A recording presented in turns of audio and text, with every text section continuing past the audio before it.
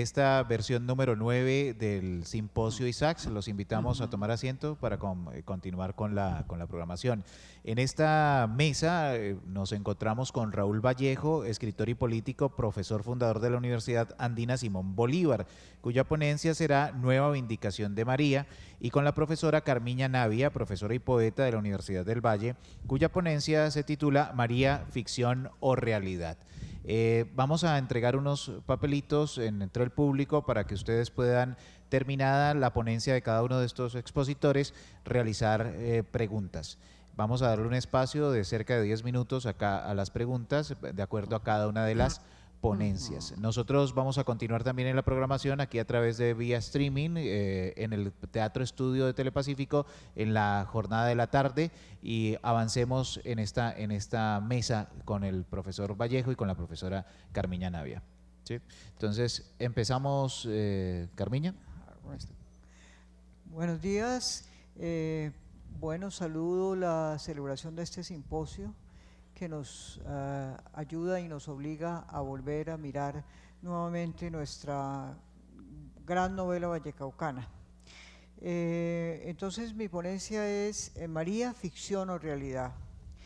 La crítica literaria más seria y especialmente la académica lleva décadas luchando contra las discusiones en torno a la identidad histórica de María, la protagonista de Jorge Isaacs, del mismo nombre. Se intenta de diversas maneras sacar las aproximaciones al relato de las referencias a algún amor adolescente del protagonista autor. Pero al mismo tiempo se multiplican las biografías del escritor, lo que nos lleva una y otra vez a revisitar los paisajes, las casas, las relaciones y el entorno extraliterario de la obra. La pregunta en la base de este trabajo es: ¿recorrer los pasos de construcción de una leyenda puede ayudarnos a desandar el camino de construyéndola? ¿Qué utilidad tiene ello para la lectura, disfrute y comprensión de la novela? Los lectores no especializados de la obra han heredado un paisaje en el cual María no es un personaje ficcional, nacido de la mente y la creación de un escritor. Por el contrario, han heredado una tradición que reclama poseer todo tipo de retazos de la existencia histórica de esta protagonista. Y no podemos pensar que se trata de una leyenda construida únicamente para atrapar turistas ingenuos en la visita a la hacienda llamada El Paraíso en el centro del Valle del Cauca, como afirma algún intelectual. No, se trata por el contrario de una confusión construida con paciencia y persistencia paralelamente a la novela y que ha sido parte esencial de su recepción literaria. Muy tempranamente podemos pensar que antes de 1894, fecha en la que el autor dedica el texto a sus padres Luciano Rivera y Garrido en su obra Impresiones y Recuerdos, sitúa adecuadamente el asunto cuando dice: porque supongamos que María no se hubiera llamado así en la esfera real de las cosas, ni Efraín, Efraín, ni Ema, Ema, y así los demás, ¿dejaron por eso de ser personas que existieron o pueden existir? Parece adelantarse Rivera y Garrido a la teoría de los mundos posibles. Más adelante, en 1897, el mismo autor da a conocer un reportaje a un hombre negro ya mayor, al que reconoce como Juan Ángel, el niño que acompaña y sirve a Efraín en la novela. En dicho reportaje, reproducido íntegramente por Luis Carlos Velasco Madriñán en su obra El Caballero de las Lágrimas, el esclavo afirma la existencia de María, quien vivió, según su testimonio, con el nombre de Eloísa. A partir de aquí, la leyenda crece como una bola de nieve, y hablar de la novela es buscar siempre a personajes reales. Quizás el mismo autor de la obra sea quien sitúa los hechos en este terreno, porque la dedicatoria de la obra a los hermanos de Efraín ya extrapola a los personajes de ficción hacia el ámbito histórico en el que la ficción será leída. Por otro lado, la tradición que recoge todo lo relacionado con el supuesto retrato de María se mueve igualmente en este terreno. María Cristina Restrepo, en su biografía novelada de Isaac, recoge así: comillas, me asombra comprobar que para Jorge, María no ha sido un personaje literario, una criatura nacida de su imaginación, sino un ser real, una mujer de carne y hueso que vivió cuando él era joven. Tanto así que en su carta a Donoso se atrevió a criticar la pintura y a hacer sugerencias para mejorarla, acercándola más a la modelo. La base del rostro pudo dejarse un poquito menos carnuda. La Virgen de la Silla de Rafael, modificando un poquito la nariz del modo que he dicho, puede servirle de modelo para esa facción. Y perdóneme la insistencia en este punto. ¿Se ha fijado usted en algún retrato mío? Esa es la forma de nariz de nuestra familia, mas debe ser idealizada para aquel rostro de hermosura sobrehumana. Hasta ahí las comillas. La leyenda se amplía y se sustenta. De esta hacen eco intelectuales tan serios como Germán Arciniegas, quien en su estudio Genio y figura de Jorge Isaacs plantea lo siguiente. Cuando don Jorge Enrique Isaacs estaba recién casado, en Turbo, Salomón, su primo que vivía en Jamaica, acababa de enviudar y debía viajar a la India y le encomendó a su hija Esther para que cuidara de ella cristianamente. Así llegó Esther a Turbo, se bautizó con el nombre María. No podía ser de otra manera y vino a ser la protagonista de la novela. Esa niña María realmente existió y quien cuidó de ella fue Feliciana Onay, que también vivió realmente y era una de las negras que en el paraíso conoció Isaac. Hasta ahí Germán Arciniegas. Paralelamente a la recepción crítica de María, a partir de la reconstrucción y apertura al público de la Casa de la Sierra y aún antes, se fue configurando un imaginario vallecaucano primero, colombiano después, según el cual la joven protagonista de esta novela habitó indiscutiblemente en los corredores de nuestra geografía. La casa fue el museo en el que se rememoraron sus años de niñez y adolescencia, y la prueba física de su paso por este mundo, la casa museo, ayudó a sentir la relación con sus hermanos, su soledad, su comunicación con el amado ausente. Pero no solo esto, Luis Francisco López Cano, en su magnífica investigación La tumba de María Isaac, génesis y desarrollo de una leyenda vallecaucana, explica en detalle la existencia de una tumba del personaje en el cementerio de Santa Elena, pequeña población vallecaucana vecina a la Hacienda del Paraíso. Me parece que la lucha actual de los estudiosos por probar, entre comillas probar, la inexistencia de María, más allá de la imaginación de su autor, es bastante estéril. Creo que la discusión hay que abordarla de otra manera y por tanto intentar plantear las preguntas y las respuestas en otros paradigmas. Veamos una cita de Luis Francisco López Cano. Uno de los mayores interrogantes de nuestra tradición cultural, ¿existió María? Esta es una pregunta ampliamente difundida y con alta dosis de complejidad, que no puede ser explicada solo como producto de mentalidades anticuadas que se expresan mediante un sentimentalismo barato. No. Como veremos, este tipo de inquietudes posee una historia y una justificación que les ha dado vigencia porque tal vez, como opina Jung, los símbolos considerados desde el punto de vista del realismo no constituyen verdades exteriores, son psicológicamente verdaderos. Plantea López Cano en el ensayo citado. Esto continuará siendo así en el mundo literario en general, como lo muestran las indagaciones de algunos autores detrás de La Ángela Vicario de García Márquez. El lector medio y algunos críticos no renuncian a buscar la realidad detrás de la ficción, y mucho menos ahora con el auge de la llamada autoficción que señala nuevos derroteros a quienes se interesan por la relación obra-autor. Si en la escritura de Jorge Isaac es absolutamente reconocible el Valle del Cauca, es rastreable su fauna y su flora, si la vida cotidiana de la hacienda vallecaucana en el siglo XIX puede reconstruirse a partir de la novela, ¿por qué no es legítima la pregunta por la existencia de los protagonistas de la misma? Humberto Eco nos plantea, un texto es un producto cuya suerte interpretativa debe formar parte de su propio mecanismo generativo.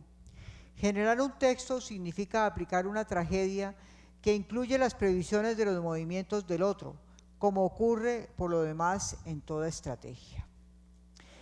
El relato que se inicia con esta dedicatoria que hemos visto, que utiliza la primera persona como agente narrativo, que evoca constantemente lugares y referencias regionales, bien puede generar en su actualización la pregunta por la extraliterariedad de su protagonista.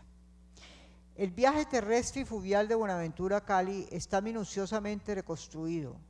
Lectores avesados en la geografía pueden legítimamente pensar que quien lo realiza no es un joven cuya existencia no puede plantearse más allá de la ficción, sino que por el contrario es el mismo escritor de carne y hueso quien desea cumplir una cita con su amada. Los detalles espaciales, tanto en el interior de la casa como en los paisajes externos que ligan la ficción a la historia, son mirados con atención por López Cano nuevamente en su artículo La Virgen de la Silla, eje histórico-cultural de la tradición ixasiana, en el que, entre otras cosas, atribuye parte del éxito de la novela a una identificación colectiva inconsciente entre la protagonista de nuestra obra y la Virgen María de la tradición católica. Ahora bien, por supuesto que una novela no es una biografía, e Isaac jamás planteó que su obra pretendía ser una parte de sus memorias. Tampoco podemos rastrear la imagen de María en los daguerrotipos o fotografías de la época. No estamos ante una crónica de la cual, por otro lado, no estaríamos conmemorando 150 años. La propuesta de los mundos posibles o mundos ficcionales puede resultarnos útil. Tomás Pavel nos dice sobre ellos: sin embargo, no se puede mantener al mundo real fuera de los textos de ficción.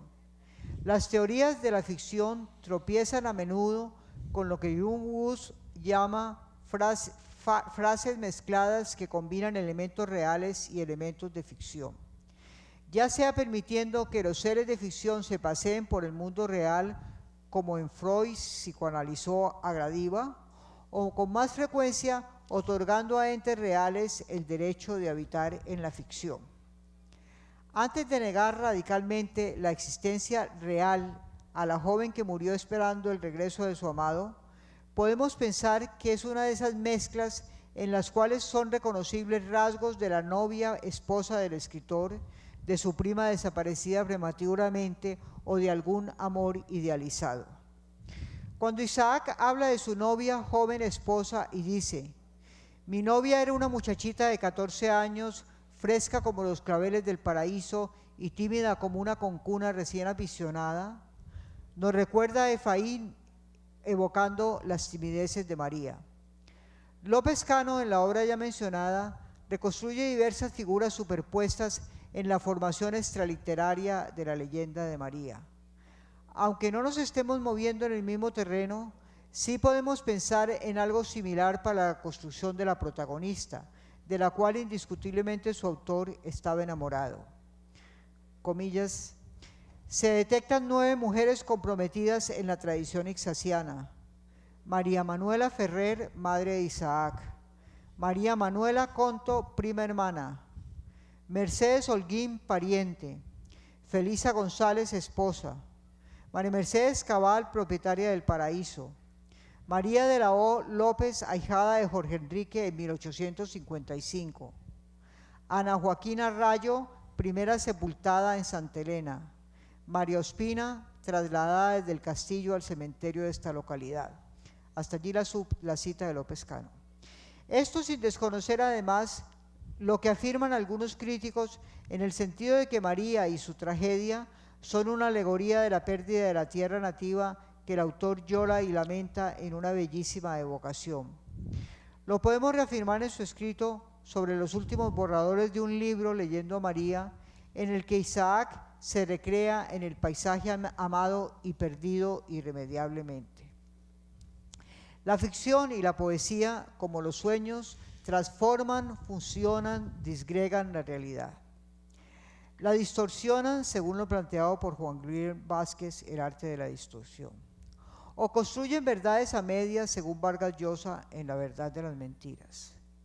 La obsesión por afirmar o negar la existencia histórica de esta protagonista es por lo demás algo que pertenece al ámbito de la recepción, de la lectura, y no propiamente hablando es algo intrínseco a la obra misma. La teoría de la recepción literaria puede igualmente arrojar luces a este proceso.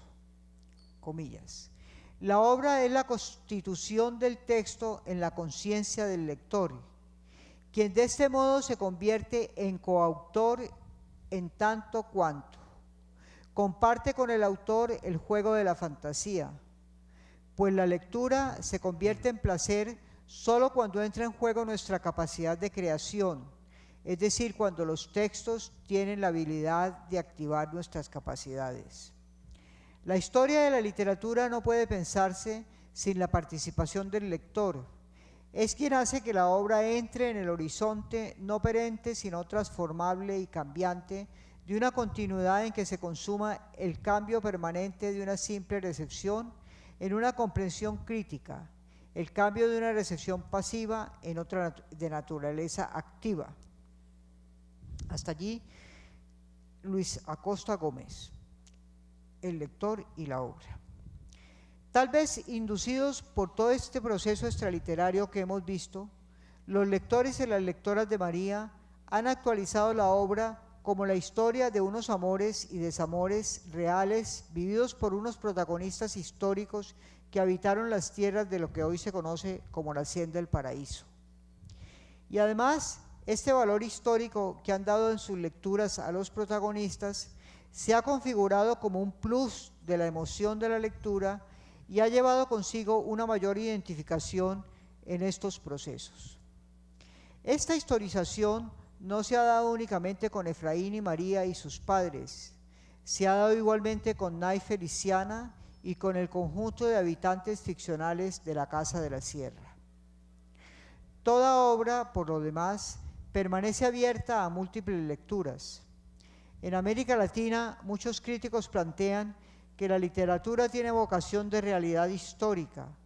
Por eso mismo, algunas de esas lecturas nos llevarán siempre una y otra vez a preguntarnos por de dónde han sido tomados esos mundos posibles. En el abanico de lecturas que la obra ixasiana ha abierto, abre y abrirá una y otra vez, volverá a jugar siempre como una de ellas las que preguntarán por quién fue su protagonista, con qué nombre vivió, dónde podemos encontrar sus huellas, si cortó o no cortó las flores del paraíso.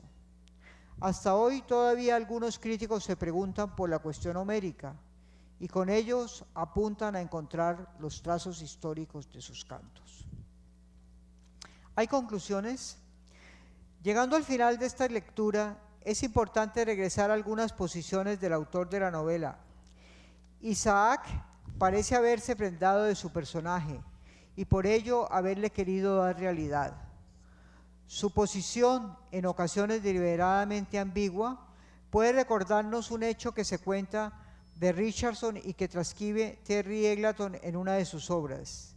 Dicen que Richardson, al referirse a su novela Pamela, no quería que los lectores la identificaran con una descripción verídica de la vida real, pero igualmente tampoco quería reconocerla como ficción. La posición ambigua de Isaac puede tener que ver con sus propios sentimientos. Como ya hemos dicho, puso en su personaje mucho de las mujeres de su vida, pero también pudo tener que ver con alguna intención social o moral que él esperó de su novela. Igualmente, pudo tener que ver con que se enamoró de su protagonista. Bueno, Carmiña, muchísimas gracias por la ponencia. Ya recibimos la primera pregunta por parte del público. Vamos a intentar leer. Les pido el favor de intentar escribirlo de forma legible, ¿no? Porque pues un poco aquí voy a tener que adivinar la pregunta. ¿Por qué el interés por saber si el personaje María responde a un ser real? ¿No ignora este intento la relación misma del personaje? O bueno, más o menos es lo que se alcanza a ver allí.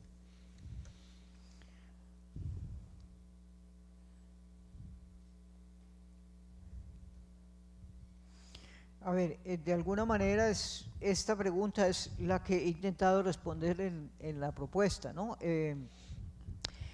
Ese interés viene de que se ha creado a lo largo de muchos años una leyenda, un discurso extranovelístico en el cual se intenta justificar o probar la existencia de María. Viene también de que los imaginarios vallecaucanos están poblados y después colombianos están poblados por la supuesta realidad de esta protagonista. Entonces el interés viene de una propuesta de la teoría de la recepción, porque el público lector medio en el Valle del Cauca y muchas veces en Colombia, más que fuera del país, ese lector medio está siempre buscando a la figura extraliteraria, a la figura que es la mujer por fuera de la novela.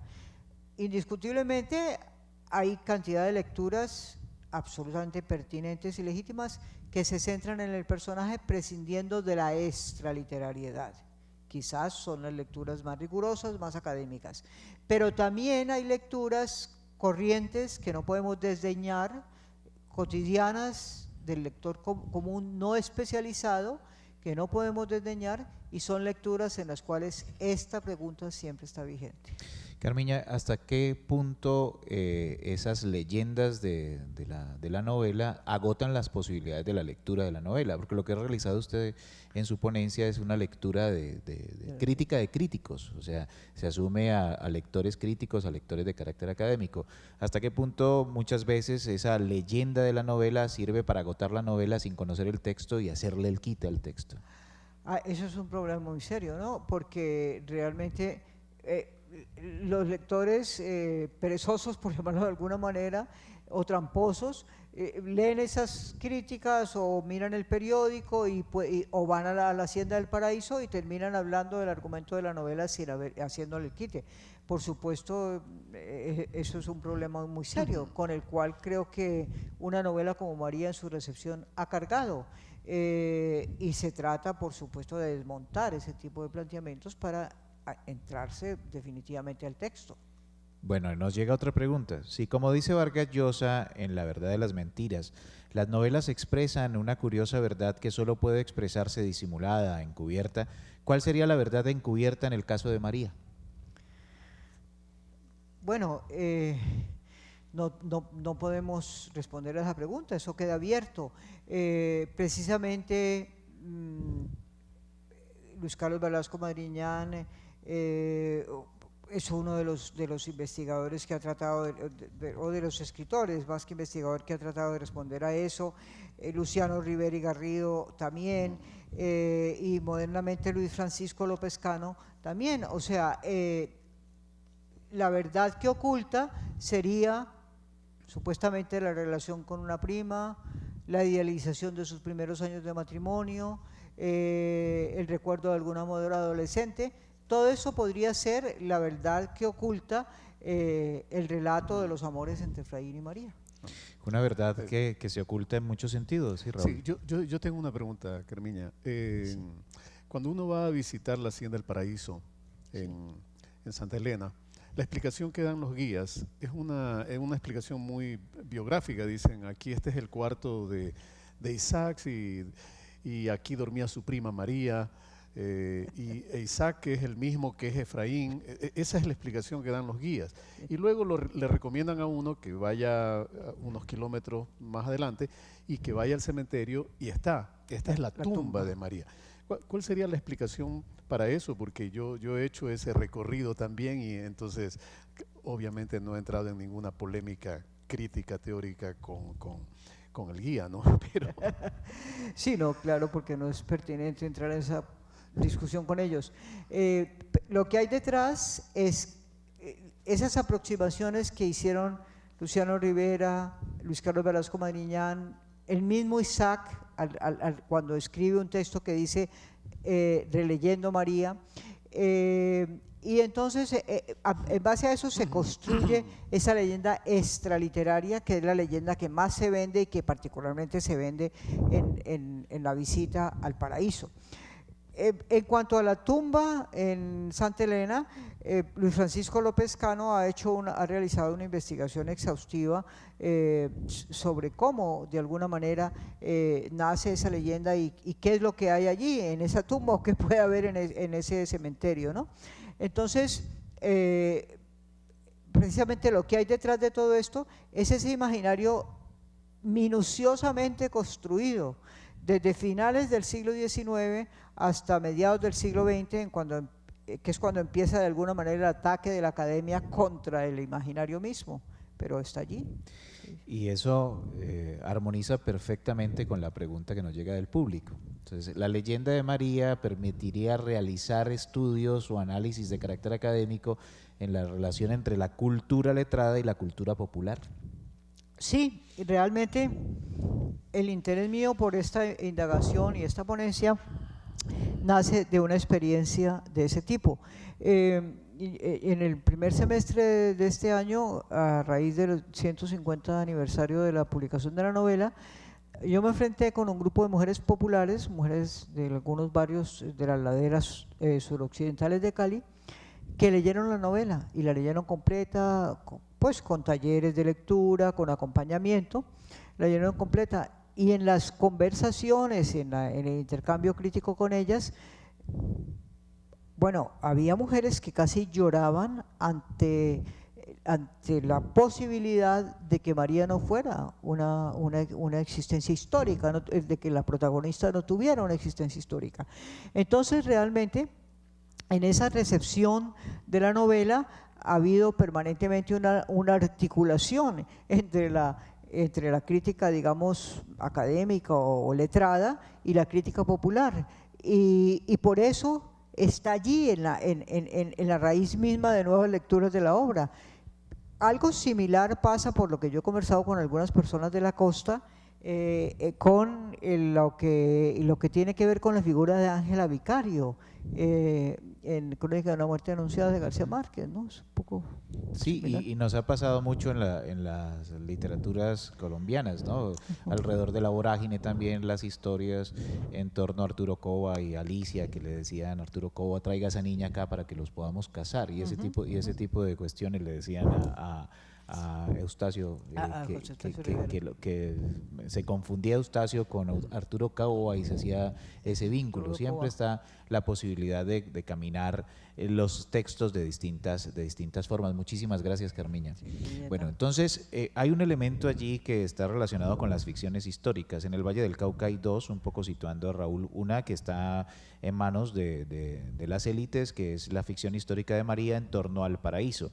Y hay otra ficción histórica que es de carácter popular, que es la de Mulaló en Jumbo, donde se dice que el libertador Simón Bolívar tuvo un hijo con una esclava negra. Esas dos ficciones históricas se encuentran muy bien en la novela que acaba de lanzar la Universidad del Valle para conmemorar los 150 años de la publicación de María, En tierra extraña, del escritor vallecaucano Edgar Collazos. Bueno, vamos a entrar ahora a la otra ponencia. Raúl Vallejo viene desde el Ecuador, viene con una ponencia en torno a la vindicación de María, nueva vindicación de María. Hay que contextualizar a los televidentes y a muchas de las personas que están en el auditorio. Borges, hacia finales de los años 30, publica en una revista para amas de casa, El Hogar, una vindicación de María, un poco defendiendo la novela frente a los embates producidos en el entorno de las vanguardias y en el entorno del intento de la muerte de la acción como el determinante principal dentro de las literaturas. Hoy Raúl Vallejo quiere realizar una ponencia en torno a una nueva vindicación de María en relación directa a aquello que se ha asociado con nuestras vanguardias, que es el nadaísmo. Adelante, Raúl. Bueno, muchísimas gracias, muy buenas tardes a todas las personas aquí presentes. En primer lugar, pues quiero agradecer al Centro Virtual, a Darío Henao, a la Universidad del Valle por esta invitación y a participar de este simposio. Para mí, María es una de las novelas paradigmáticas de la literatura del siglo XIX. En términos de gusto, es una de las novelas que más me gusta por muchas razones que voy a hablar y que creo que es la que permite que tengamos una lectura permanente de ella. Acordémonos de otras novelas del 19 como Amalia o como Sap de Gertrudis Gómez de Avellaneda, Amalia de Mármol, o una novela de Clorinda Mato de Turner como Ave sin nido. ¿Por qué no han tenido la repercusión que tiene María? ¿Por qué no se celebran también los 150 años o los 140 o los que se celebren de aquellas novelas? Debe ser porque María tiene algo que no tienen las otras novelas, que también están en las mismas condiciones que María, es decir, también han sido reinterpretadas, también entraron en el pensum escolar, también son significativas en sus literaturas nacionales, o estoy pensando también en Cumandá de Juan León Mera en el caso ecuatoriano. Pero ¿por qué una novela como María se sigue leyendo, sigue dando motivos de muchas relecturas? Cuando Borges escribe ese artículo es en 1937, es decir, también me imagino que estaban celebrando un aniversario, en este caso el 70 aniversario de la aparición de María. Y sin embargo Borges como que señala algunos puntos, no me voy a detener en ello para entrar directamente a lo que quisiera desarrollar, pero sí en una frase. Dice: Jorge Isaacs no era más romántico que nosotros. Jorge Isaacs no era más romántico que nosotros. Tal vez la pregunta sería, si nosotros seguimos siendo románticos en el siglo XXI, si seguimos teniendo una tradición romántica en la construcción de nuestro imaginario, en la construcción de nuestro discurso, o si el cinismo de la posmodernidad, digámoslo de alguna manera, ya hace imposible que seamos unos lectores de María. Era una pregunta similar a la que se hacía Borges, y él decía que ayer día 24 de abril de 1937, de 2 y cuarto de la tarde a 9 menos 10 de la noche, María era una novela muy legible, ¿no? Porque la gente se dice que si María era o no era legible. Yo quisiera entrar a ver por qué María sigue siendo una novela muy legible y tal vez por qué nuestra herencia romántica todavía permanece más allá de la pérdida de la inocencia con las vanguardias y otros menesteres. La legibilidad de María está en la novela, no está en los resúmenes o en las versiones juveniles o en las actualizaciones, sino en la misma novela. Claro, en la misma novela. Hace poco, en la conferencia pasada, en la conferencia anterior, se hablaba del tema de la esclavitud. Borges cita una frase de la novela que tal vez sintetiza ese equilibrio de Isaacs, que es: los esclavos bien vestidos y contentos hasta donde es posible estarlo en servidumbre, ¿no? Tal vez ese vaya a ser el tono de todo esto, pero yo quiero empezar por algo, un primer ataque, entre comillas, a la novela María, y recordemos que esto tiene que ver también con las lecturas políticas que en América Latina se dan con el triunfo de las revoluciones liberales, excepto en Colombia, ¿no?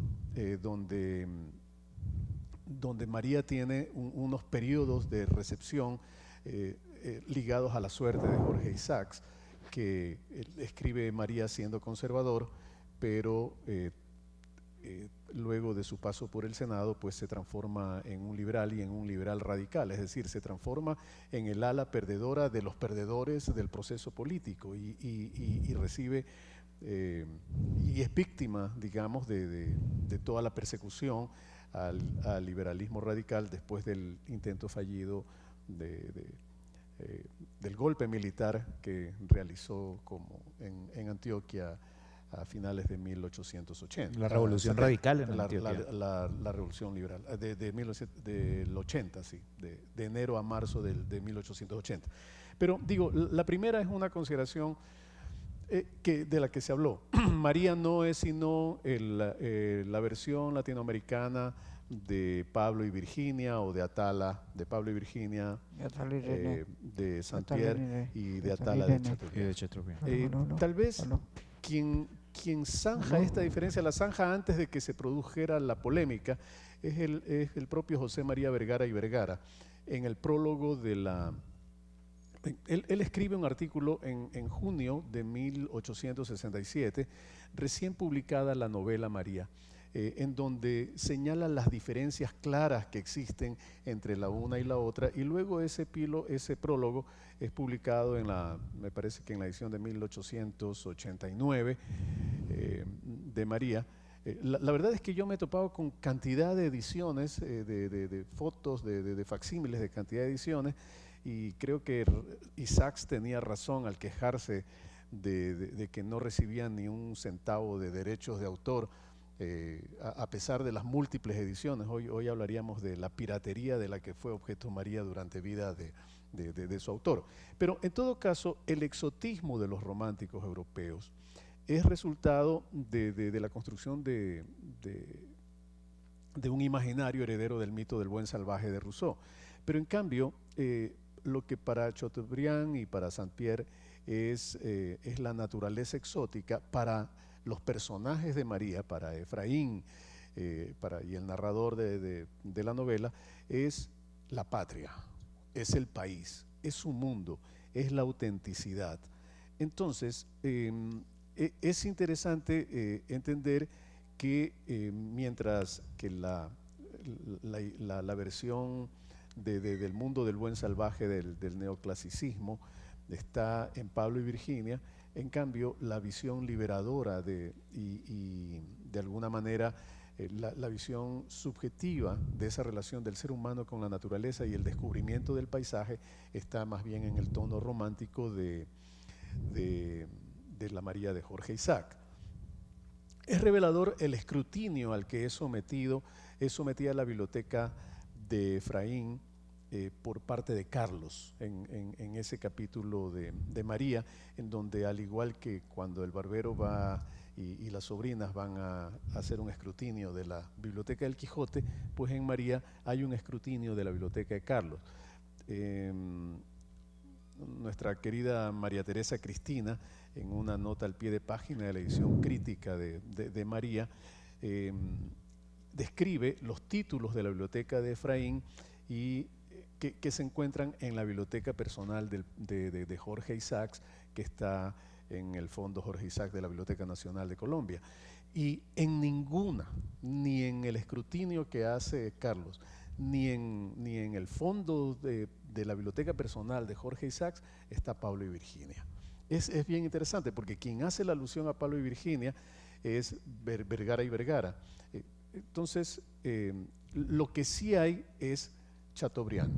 Y es muy interesante esto porque en la novela se da un juego de lo que hoy llamaríamos un juego intertextual entre la novela y los protagonistas. Es decir, los protagonistas en un momento dado, cuando Efraín está leyendo para María y para sus hermanas, están en una tertulia familiar literaria, está leyendo la novela, pues sufren con los dramas, con el drama de Atala y Chactas, y al sufrir con ese drama, ellos se convierten también en la ficción, se convierten en protagonistas que idealizan a otros protagonistas, ¿no? Es decir, personajes de ficción idealizando a otro personaje de ficción, ¿no? Más o menos en la tradición inaugurada por Cervantes de tener a un Quijote que es el primer personaje de ficción, tal vez, que se reconoce a sí mismo como personaje de una novela cuando va a visitar al librero en Barcelona. Pero en todo caso, otro punto muy interesante de la novela que tal vez le permite su actualidad es lo que aquí se ha discutido en esta mañana de muchas formas, y es la inclusión del relato de Naí y Sinar, que es esencial en la composición de la novela. También hubo una tendencia a criticar que esa novela insertada de Naí y Sinar era ajena al relato, pero no. Darío reflexionó y dijo, ¿cuándo se inicia el tiempo de la novela? El tiempo de la novela de María se inicia en el África. O sea, es el primer momento, es el primer tiempo de un personaje protagónico. Y creo que la inclusión del relato de Nay y Sinar es un testimonio bastante doloroso de las luchas tribales en África y la trata de esclavos durante el siglo XIX. Yo considero en ese sentido que tal vez esa visión es lo que le permite a la novela también hablar con el lector contemporáneo, sobre todo porque en términos políticos, esa inclusión como que quiebra la armonía ideológica del particular sistema feudal del Valle, ¿no? Es decir, es bastante osado incluir ese capítulo y al final el profesor Jaramillo señalaba hoy, hace unos minutos, que en la edición, en la primera traducción al inglés, suprimen esos capítulos y Darío acotó que a muchas ediciones colombianas también suprimían esos capítulos. Tal vez es un instrumento crítico que está forjado en el mismo seno de la novela. Esto es importante, las novelas del siglo XIX tienen una construcción discursiva en donde las tesis del autor todavía están presentes, tal vez por esa formación neoclásica que tenían los autores que luego divinieron en románticos. En el sistema educativo del siglo XIX, la formación de la ilustración todavía estaba presente, a pesar de que ya había otros movimientos más modernos, en este caso el romanticismo. Pero en María lo que se destaca es que en la novela María todas estas problemáticas políticas, ideológicas, son parte del desarrollo discursivo del discurso del relato. No están impuestas, no hay opinión del autor, no hay largas parrafadas. Por ejemplo, cuando muere Sap de Gertrudis Gómez de Avellaneda, hay una larga, hay un discurso, hay un capítulo, el hombre se está muriendo, pero se lanza un capítulo de 10 páginas, ¿no? Entonces es una agonía. Un ánimo casi que panfletario. Claro, pero ahí Gertrudis Gómez de Avellaneda está lanzando unas tesis políticas sobre la esclavitud, está haciendo un paralelo con la situación de la mujer en la isla y en la colonia, etc. Pero en María no. En María no hay discurso construido desde la voz del autor. Los asuntos políticos salen, pero salen desde la ficción, salen desde la dinámica que tienen los personajes. Es interesante también, y algo que me permite entender por qué podemos seguir leyendo María, es el lenguaje, es la sensualidad del lenguaje. Pablo Ladrón de Guevara, un jesuita, publicó en 1910 un libro que era una obra monumental, digamos, era un estudio, era tal vez un pionero de los estudios culturales, pero desde el punto de vista inquisitorial, porque decía las novelas buenas y malas, moralmente hablando, de más o menos 2057 novelistas. No voy a leer lo que él dice acerca de Vargas Vila, porque ya se imaginarán cuál es el criterio del padre Ladrón de Guevara, pero es interesante entender que María también entra dentro de esta categorización. Él le recrimina un poema que se llama La Reina del Campamento a Jorge Isaac. Es un poema de un personaje Tarsila, una pispireta que seduce pues solamente con su pasar a los soldados. Se asemeja mucho al personaje de Salomé, ¿no? A la que Ladrón de Guevara llama una muchacha harto ligera, ¿no? Claro, entonces dice, la novela está muy bien, dice Ladrón de Guevara, hay rezos, se reza antes De las comer, hay ceremonias cristianas.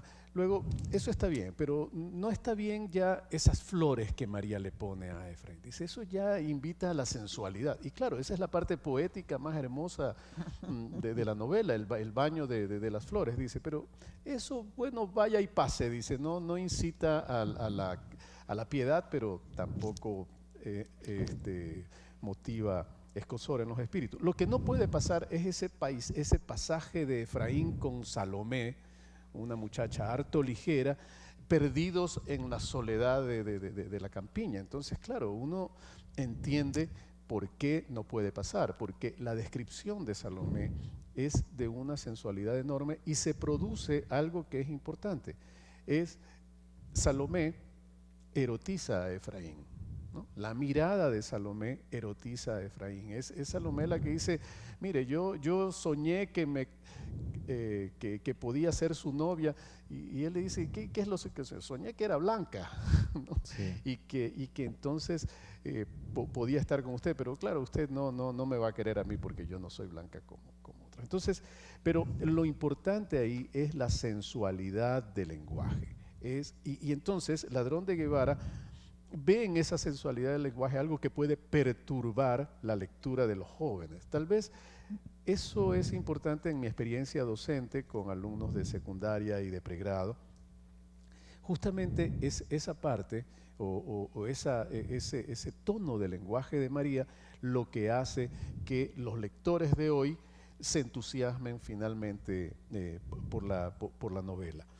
Ahora, esa reconvención que se le hace a María, diciendo que es muy perturbadora para los jóvenes, es algo que tal vez no leyeron los nadaístas, porque los nadaístas se ponen en la misma posición del padre Ladrón de Guevara, paradójicamente, desde una posición totalmente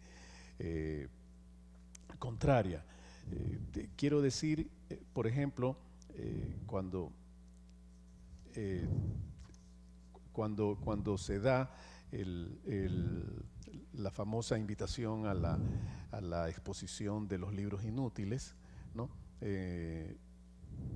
Ahí dice la gente, yo he conversado esto con J. Mario Arbeláez, y ahí J. Mario me dice, bueno, fue como todas los performances de los nadaístas, pues nosotros no quemamos ningún libro, dice él, ¿no? La gente llegó, se puso a colgar los libros del árbol, el que más colgaban era María. Velasco Madriñán también llevó sus libros. Pero eso es una quema simbólica. Sí, es una quema simbólica. Dice, lo que la gente hizo fue quemar el tiempo, no el tiempo como queman los jugadores de fútbol, sino el diario El Tiempo, ¿no? Entonces quemaron el tiempo, quemaron ejemplares del tiempo, y finalmente alguien quemó alguno que otro ejemplar de María. Pero lo interesante de todo esto es que los nadaístas no leyeron todo lo que era la sensualidad del lenguaje de María, porque justamente es porque era demasiado casta, dice el propio J. Mario, que él, que ya había leído todas esas novelas eróticas, dice no le interesaba a María. Pero el padre Ladrón de Guevara, que si algo sabía era con mirada inquisitorial ver lo que podía perturbar a los jóvenes, sí leyó esto de aquí. Era un lector más atento, porque leyó claramente lo que era la imagen, la sensualidad. Era mejor censor. Era un mejor censor en todo caso, ¿no? Y acordémonos también que María es erotizada continuamente por la mirada de Efraín, ¿no? Erotizada al siglo XIX, ¿no? Porque dice, se le subió la falda hasta acá y entonces se le quedó al descubierto el tobillo, los brazos estaban descubiertos, pues eso en el siglo XIX era casi como usar hilo dental. Bien. Raúl, por cuestiones de tiempo nos toca darle paso a preguntas. ¿Le parece bien? Sí, bueno, claro. Entonces, preguntas de parte del público que nos llegan aquí. Vamos a ver. ¿Podemos considerar el proceso de canonización literaria y, bueno, la prensa, en las fuerzas, el deseo de críticos culturales y literarios, un poquito hablar del proceso de canonización de la novela? Sí, bueno, eso es lo que he tratado de responder. Hay varios momentos en donde se dan procesos de canonización. Hay la famosa apoteosis de Isaacs, pero es una apoteosis post-mortem, ¿no? En realidad es pocos años después de la muerte que se da ese proceso de apoteosis, que se entiende tal vez por que había terminado la guerra de los 1000 días, porque ya los liberales estaban completamente derrotados, entonces no había ningún problema en canonizar a un escritor como Isaacs, que fue denostado por Caro, por haber puesto el dibujo de un petroglifo en las tribus del Magdalena, y haber hecho un comentario como una nota al pie de página donde decía que esta figura mitad hombre, mitad simio, puede que nos haga pensar en que Darwin efectivamente tenía razón. Eso le costó un opúsculo como de 30 páginas de Caro, en donde lo descalifica totalmente a Isaacs y cuya descalificación va más allá, porque cuando muere Isaac, pues Caro, que era presidente, ni siquiera le pone un acuerdo de luto,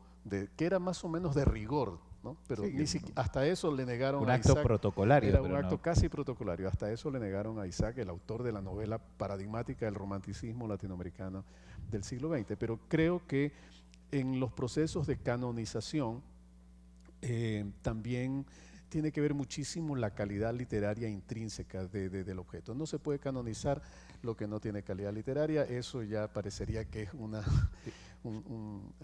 algo con lo que debemos. En el lado de la novela dice, bueno, de la pregunta dice, ¿en qué momento pasa de ser un poco sospechosa a convertirse en un elemento de la literatura nacional? Desde el comienzo, ¿no? O sea, María es una novela que es un bestseller desde el comienzo. Es una novela leída por toda Latinoamérica desde los primeros años, o sea, es casi tan bestseller mutatis mutandi como 100 años de soledad ahora, ¿no? Y comienza, hay un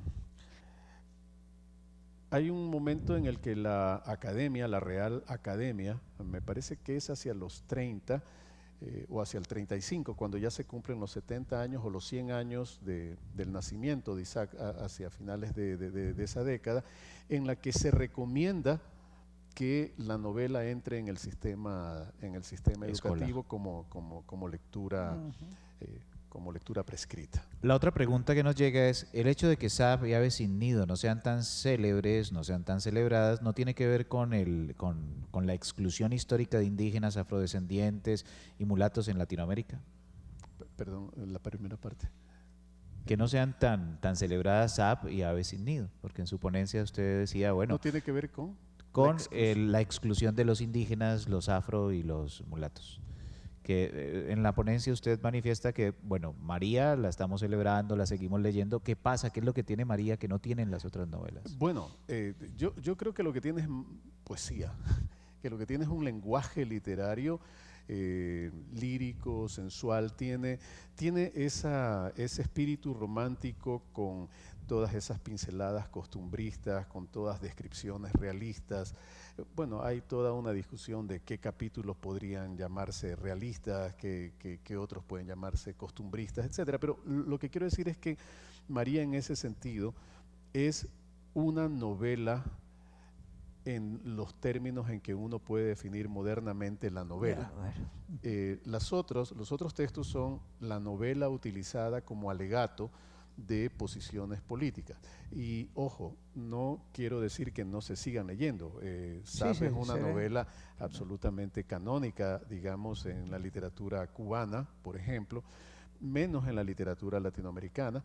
Ave sin Nido es una novela canónica. Recientemente hay una versión radial que la pueden encontrar en internet, en YouTube, con una introducción de Mario Vargas Llosa sobre esta novela teatralizada radialmente. Digo radialmente porque en el YouTube no se ven imágenes sino de paisajes de la época, pero se trata de un texto radial.